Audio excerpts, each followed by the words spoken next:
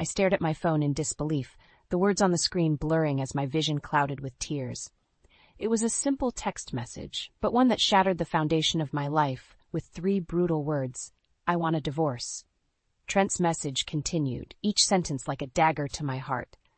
I've been having an affair with Lila, and I'm leaving you to be with her. It's over between us.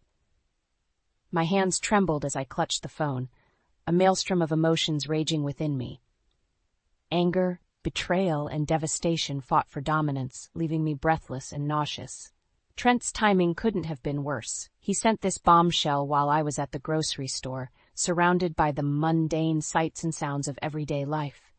In that instant, my world crumbled around me, and I found myself lost in a surreal nightmare. As I stepped outside, the crisp evening air did little to calm the storm brewing inside me. My phone buzzed again, and I flinched, bracing myself for another blow. I've already spoken to a lawyer. Trent's message read, I want full custody of the kids, and I'm going to fight for the house. Fury ignited within me, burning away the initial shock and pain. How dare he think he could just discard me and our family like yesterday's trash? After everything we'd been through together, all the sacrifices I'd made for him and our children, this was how he repaid me? You lying, cheating bastard, I shouted, drawing bewildered stares from passers-by. I didn't care. The dam had burst, and years of bottled emotions came pouring out. My phone rang, and Trent's name flashed on the screen. I answered, my voice trembling with rage. How could you do this to us? Cass, please understand, Trent began, his tone maddeningly calm. I've fallen in love with Lila, and she makes me happy in a way you haven't for years. Happy, I spat. You selfish prick. What about the vows we made? What about our children?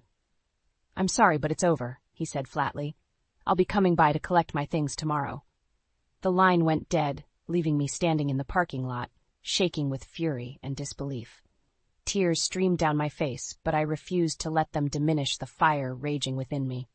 In that moment, something shifted inside me. The meek, accommodating Cassidy, who had devoted herself to her family, was gone, replaced by a woman who would fight tooth and nail for what was rightfully hers. No longer would I be a doormat for Trent's ego and indiscretions. If he thought he could just walk away and start a new life, leaving me and the kids to fend for ourselves, he was sorely mistaken. I took a deep breath, steadying myself. This was war, and I would show no mercy. With renewed determination, I marched back to my car, my mind already plotting my next moves. Trent wanted a battle? He was going to get one. And by the time I was done with him, he'd regret the day he ever betrayed me. The next morning, I woke with a pounding headache, a reminder of the emotional turmoil I'd endured the night before. But the ache in my heart was far worse than any physical pain. I forced myself out of bed, determined to confront the harsh realities of my new existence. First on the agenda, gathering evidence of Trent's betrayal. I rifled through his dresser drawers, my hands shaking as I uncovered damning proof, hotel receipts, charges for expensive jewelry, and worse, dozens of text messages exchanged with his little tramp Lila. You're the only one for me, baby, one message read. I can't wait to start our life together. Bile rose in my throat as I scanned through their sickening exchanges, each one more explicit than the last. How could the man I'd loved and trusted for over 15 years be capable of such depravity? The sound of the front door opening snapped me out of my daze. I shoved the evidence back into the drawer and hurried downstairs, steeling myself for the confrontation. Trent stood in the foyer, a duffel bag slung over his shoulder. His gaze was cold, devoid of the warmth and affection I'd once cherished. "What the hell are you doing here?" I demanded, my voice trembling with barely contained rage. "I told you, I'm here to collect my things," he said coolly. "Now, if you'll excuse me—" "Like hell I will," I stepped in front of him, blocking his path. "You think you can just waltz in and out of our lives like nothing happened?" Trent's eyes narrowed. "Don't make this harder than it needs to be, Cass. We're done, and it's time for both of us to move on." "Move on?" I let out a bitter laugh. "You've got some nerve, you cheating piece of—" "Watch your mouth," he snapped. "And don't act so high and mighty. You know things haven't been right between us for years." His words stung, but I refused to let him see how deeply they cut. "That's no excuse for what you've done," I hissed. You betrayed me, betrayed our family, all for some young floozy. Trent's face flushed with anger. Don't you dare talk about Lila that way. She's 10 times the woman you'll ever be. In that moment, something inside me snapped. Before I could stop myself, my hand lashed out, connecting with Trent's cheek in a resounding slap. He recoiled, clutching his face in shock. You crazy bitch! Get out! I screamed, shoving him toward the door. Get out of my house and don't ever come back. Trent glared at me, his eyes burning with hatred. Without another word, he turned and stormed out, slamming the door behind him. I sank to the floor, my body racked with sobs. Amid the pain and heartbreak, a new emotion took root, a burning desire for revenge. Trent thought he could discard me like yesterday's garbage? Well, he was gravely mistaken. I would make him pay for every tear, every sleepless night, every moment of anguish he'd put me through. As I regained my composure, a plan began to form. I couldn't win by playing fair. Not against a man as ruthless and self-serving as Trent. No, I would have to fight fire with fire, and I knew just the person who could help me do it. Reaching for my phone, I dialed the number of my best friend, Jenna. If anyone could help me bring Trent to his knees, it was her. Jenna, I said, my voice thick with determination. I need your help. It's time to make that bastard pay. Jenna arrived at my doorstep within the hour, her expression a mix of concern and fury. That lying snake, she seethed as she pulled me into a tight embrace. I can't believe he did this to you. I fought back tears, determined not to let Trent's betrayal break me. Believe it, I said bitterly. The proof is right upstairs. Together we rifled through the damning evidence I'd uncovered, the hotel receipts, the jewelry charges, the sordid text exchanges. With each new revelation, Jenna's outrage grew. We have to make him pay, she declared, her eyes blazing with righteous anger. He can't be allowed to get away with this. I nodded, my resolve hardening. Trent thinks he can just walk away and start a new life with that little tramp, but he's got another thing coming. Jenna squeezed my hand, offering a supportive smile. Whatever you need, I'm here for you. We'll take that bastard down together. Over the next few days, Jenna became my rock, my confidant, and my co-conspirator. We pored over every detail of Trent's deception, looking for any angle we could exploit. It didn't take long to uncover his underhanded financial maneuvers, secret accounts, offshore holdings, all designed to leave me penniless while he rode off into the sunset with his new plaything. That deceitful son of a bitch, Jenna snarled as we pieced together the paper trail. He's been planning this for months, maybe years. Well, his little scheme ends now, I said, my voice steely with determination. I won't let him take everything I've worked for. With Jenna's help, I began gathering ammunition, records, bank statements, anything that could be used as evidence against Trent. We would hit him where it hurt, his bank account and his precious reputation. As the days passed, I could feel a remarkable shift taking place within me. The meek, downtrodden woman I'd been was fading away, replaced by a fierce, unstoppable force driven by a thirst for justice. Gone were the self-doubts and insecurities that had plagued me for so long.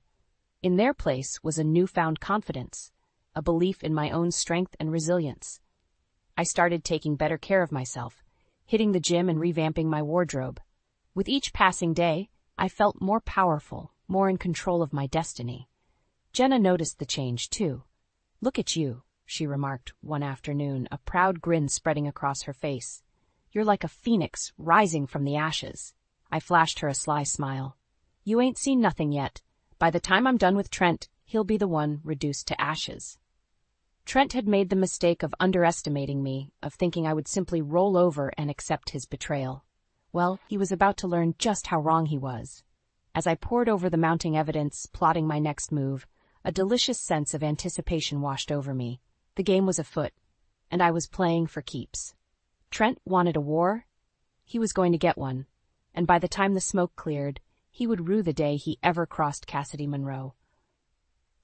A week had passed since Trent's abrupt departure, and I was ready to strike. Jenna and I had gathered enough evidence to bury him 10 times over, but I wanted the satisfaction of seeing the fear in his eyes when he realized his carefully laid plans were unraveling. I arranged for us to meet at a neutral location, a quiet cafe in the city where we used to love grabbing Sunday brunch.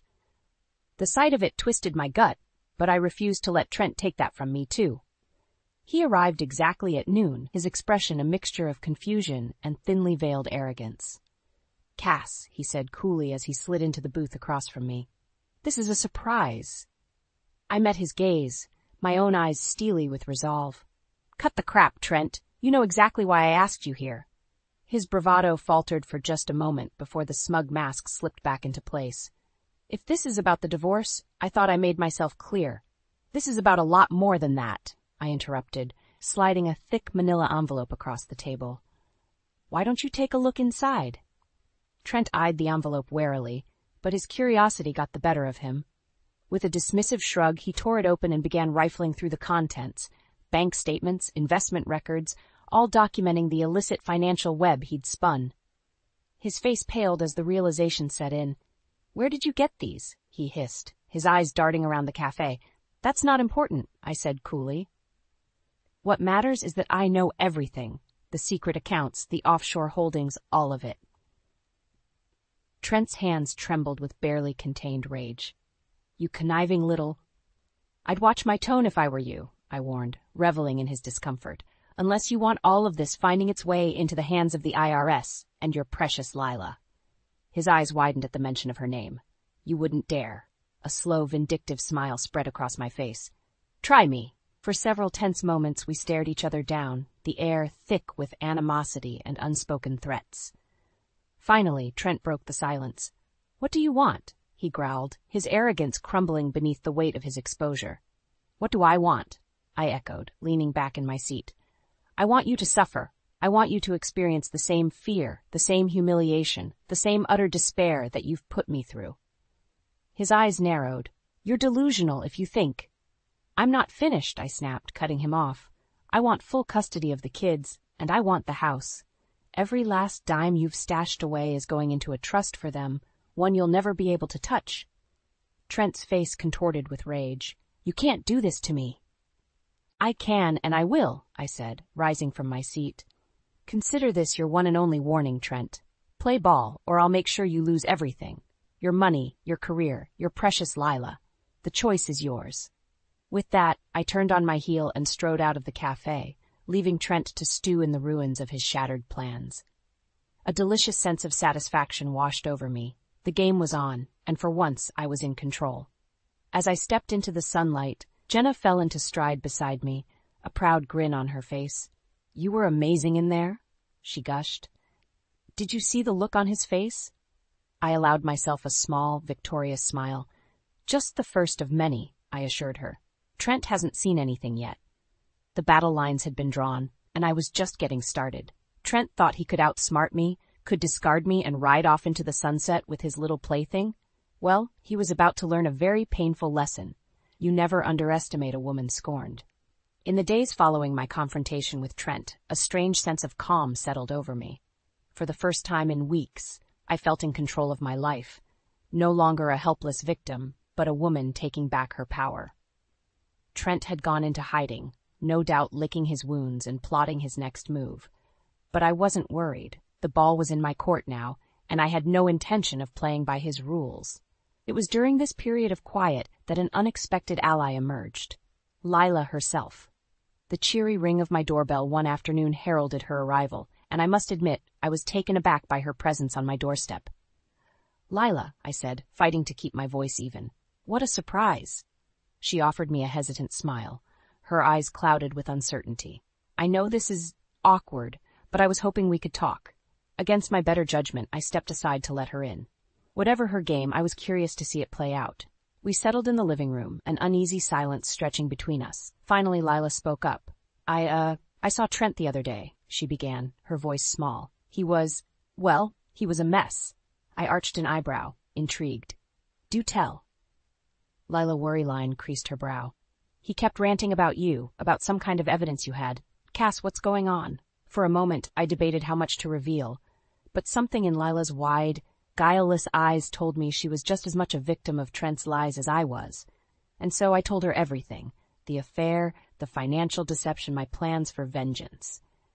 As the sordid tale tumbled out, I watched Lila's expression shift from confusion, outrage. "That lying son of a bitch," she spat when I'd finished, her hands clenched into tight fists. "He told me. He said he was going to divorce you, that we could finally be together without any secrets." I couldn't help but bark out a bitter laugh. Looks like Trent was playing us both for fools. Tears glistened in Lila's eyes, but they were born of anger rather than sorrow. "What are you going to do?" A slow, vindictive smile spread across my face. "I'm going to burn his entire world to the ground, and I could use a partner in crime." Lila's eyes widened, but she didn't recoil from the implied offer. If anything, her gaze grew more determined. "I'm in," she said, her voice trembling but resolute. "That bastard needs to pay for what he did to us." And just like that, an unlikely alliance was forged. Two women, once pitted against each other, now united in their quest to take down the man who had betrayed them both. Over the next few days, Lila and I pored over every shred of evidence, every damning document, crafting a meticulous plan to completely dismantle Trent's life. We would strike at his finances, his reputation, his very way of life. No stone would be left unturned. Revenge took on an entirely new meaning as Lila and I worked in tandem. What I lacked in knowledge of Trent's personal life, she more than made up for, and what she couldn't provide in terms of resources, I gladly supplied. With each passing day, our bond grew stronger, fortified by our shared trauma and an unshakable thirst for justice. We were an unstoppable force, and Trent would soon feel the full brunt of our wrath. As we put the finishing touches on our scheme, Lila turned to me, her eyes blazing with determination. "You ready to make that bastard pay?" she asked, her voice laced with anticipation. I flashed her a wolfish grin. "More than ready. Let's light this candle." Trent's downfall was all but assured. He thought he could play us, could shatter our lives without consequence. Well, he was about to learn just how wrong he was. The game was afoot, and we were playing for keeps. The day of reckoning arrived sooner than I expected. Lila and I had meticulously plotted every move, gathered every shred of evidence, and laid the trap with exquisite precision. All that was left was to spring it, and watch as Trent's world came crashing down around him. It began with a series of anonymous tips to the IRS, detailing the intricate web of offshore accounts and shady financial dealings we'd uncovered. Within days, the auditors were swarming, and Trent's once immaculate records were being picked apart. Next, we leaked the incriminating text messages and hotel receipts to the local media, along with photos and videos that left no doubt as to the tawdry nature of Trent's affair. His sleazy exploits were plastered across every newspaper and news channel, his indiscretions laid bare for the world to see. I'll never forget the look on his face when he stormed through my front door that fateful morning, his eyes wild with panic and rage. "You crazy bitch," he roared, spittle flying from his lips. "What have you done?" I rose from the couch, unfazed by his outburst. "Me? I haven't done anything, Trent. I'm just an innocent party in all of this." His gaze shifted to Lila, who stood beside me, her arms folded across her chest in defiant solidarity. "You," he snarled, rounding on her. "You did this, didn't you? You vindictive little—" "Watch your mouth," I warned, stepping between them.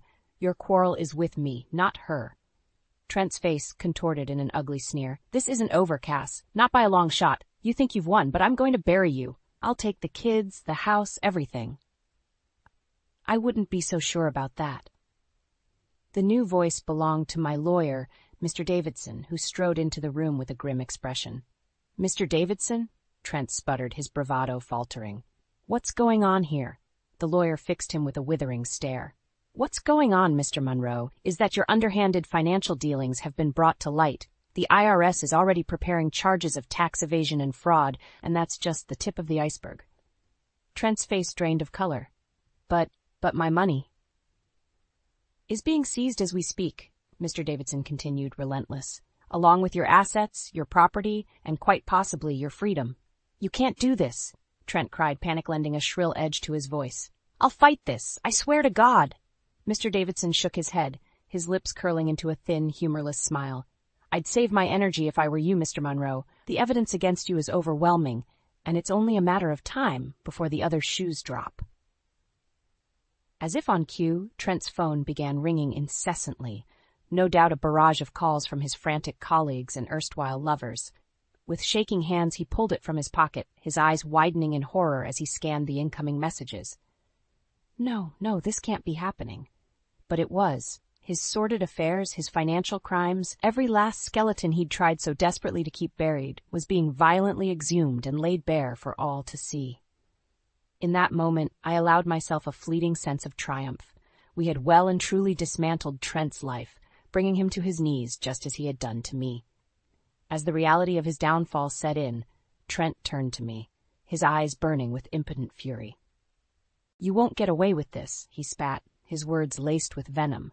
"I'll make you pay if it's the last thing I do." I met his gaze, unflinching. "I'm counting on it." With a dismissive flick of my hand, I turned away, signaling the end of our interaction.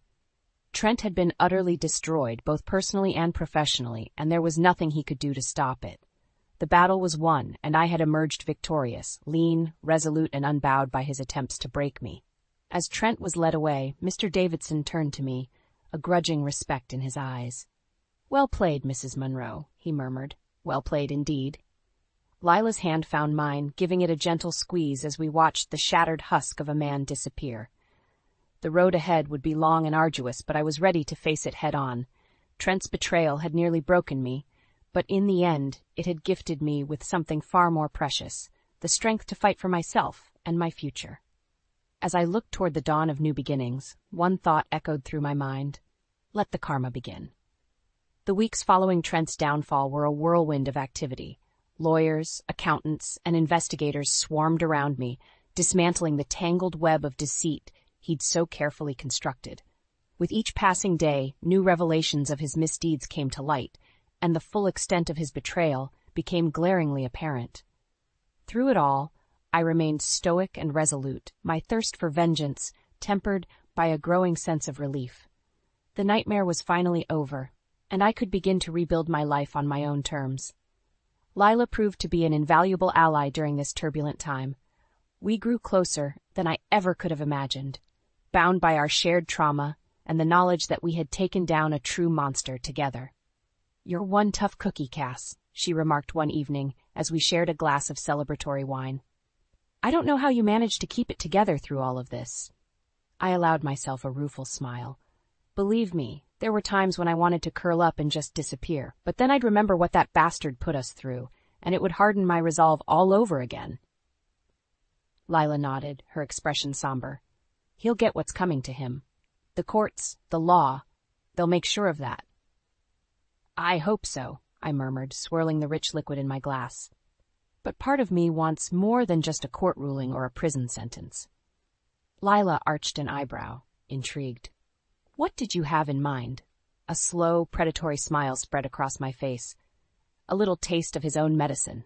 The opportunity to exact my ultimate revenge came sooner than expected. One crisp autumn evening, a familiar figure appeared on my doorstep, a haggard, broken shell of the man who had once sworn to love and cherish me. "Cass," Trent rasped, his eyes sunken and haunted. "We need to talk." I eyed him warily, taking in his disheveled appearance and the stench of cheap whiskey that clung to him. "Talk," I echoed, unable to keep the disdain from my voice. "About what exactly?" "Your complete and utter disgrace." He flinched as if I'd struck him, but soldiered on. "Please, Cass, I'm begging you. Give me a chance to explain, to make things right." Despite my better judgment, I allowed him to enter, if only to witness the full extent of his pathetic groveling. Trent sank into the nearest chair, his hands trembling as he struggled to collect his thoughts. "I've lost everything," he croaked, his voice thick with emotion. "My job, my money, my reputation, all of it gone, because of my own stupidity and arrogance." I said nothing, watching him impassively as he slowly unraveled. "And Lila," a bitter laugh escaped his cracked lips, "she took off the moment the truth came out, took whatever she could grab and vanished, just like that." "Did you expect anything less?" I asked coolly. "She was using you, just like you used me." Trent's head fell into his hands, his shoulders shaking with silent sobs. "I've made so many mistakes, Cass. Hurt so many people, especially you. He lifted his head, his eyes shimmering with unshed tears. "I'm so sorry for everything. If I could take it all back, I would in a heartbeat." For an endless moment, I simply stared at the broken husk of a man before me, weighing his words and pleas for absolution. Finally, I spoke. Did you really think some half-baked apology would undo the years of pain and anguish you put me through? I asked, my voice hard as steel. The lies, the betrayal, the disrespect. Did you honestly believe a few crocodile tears would absolve you of all that? Trent opened his mouth, but I silenced him with a sharp gesture. Save your breath, I spat. You made your choices, Trent, and now you're living with the consequences. You thought you could just toss me aside like garbage for some younger piece of ass, leave me with nothing while you rode off into the sunset? I rose from my seat, looming over his shriveled form with a cold, merciless glare. Well, you were wrong, dead wrong, and now you'll spend every day haunted by that mistake, tormented by the knowledge that you threw away the best thing you ever had on a whim. Trent's head fell once more, his body shuddering with ragged sobs. I felt no pity, no sympathy, only the grim satisfaction of a debt finally paid in full. Get out, I said, my voice laced with finality. And don't ever show your face here again. As Trent dragged himself from the house, a broken and defeated man, I turned to find Lila watching from the nearby doorway, her eyes shining with pride. Well done, Cass, she murmured. Well done. In that moment, I knew my long journey had finally reached its end. The scales had been balanced, karma restored, and I had emerged victorious. It was, in every sense of the word, a new beginning. The weeks following Trent's pathetic attempt at reconciliation were a whirlwind of activity. With the legal matters finally resolved and my financial security assured, I found myself facing an unfamiliar sensation: freedom. For the first time in years, I was truly unshackled from the weight of Trent's betrayal and manipulation. The future stretched out before me, vast and full of possibility. Lila remained a constant presence during this period of transition, her unwavering support and friendship proving invaluable as I navigated the uncharted waters of my new life. You've come so far, Cass, she remarked one sunny afternoon as we strolled through the park near my home. Just look at you. You're practically glowing. I couldn't help but smile at her observation. It was true, the haunted, hollow-eyed woman I'd been in the depths of my turmoil seemed like a distant memory. I owe it all to you, you know, I said, giving her hand an affectionate squeeze. If it wasn't for your help, your courage, I might never have found the strength to take Trent down. Lila waved off the praise with a dismissive gesture. Don't sell yourself short. The fire was always there. I just helped fan the flames a little. Her words rang true. The past year had been a crucible, a trial by fire that had forged me into a stronger, more resilient version of myself. The insecurities and self-doubts that had once held me back were gone, replaced by an unshakable sense of confidence and self-worth. As we continued our stroll, I couldn't help but marvel at how far I'd come. From the depths of despair and betrayal to a life brimming with promise and possibility, it was almost too much to comprehend. So, what's next for the indomitable Cassidy Monroe? Lila asked, a teasing lilt to her voice. I considered her question for a moment, letting the warm spring breeze caress my face. I'm not sure, I admitted. For the first time in a long while, I don't have some grand plan or objective mapped out. I think I'd like to just live, you know? Enjoy this new lease on life, stop and smell the roses for a change. Lila's face split into a broad grin. Sounds like a plan to me. Just promise you won't become a complete hermit, okay? I need my partner in crime around to keep me on my toes. I laughed, the sound rich and uninhibited. Deal. As the weeks melted into months, I relished the simple joys that had once eluded me. Lazy Sunday mornings, impromptu girls' nights out with Lila and Jenna, quality time with my children. Each day was a gift, unburdened by the specter of Trent's lies and manipulation. Of course, there were moments when the past would creep up on me, uninvited flashes of pain and heartache that threatened to reopen old wounds. But I found solace in the knowledge that I had persevered, that I had taken my life back from the brink and emerged stronger than ever. Trent was little more than a ghost, a lingering shadow that grew fainter with each passing day. I refused to afford him any more power over me or my happiness. As for his ultimate fate, I cared little.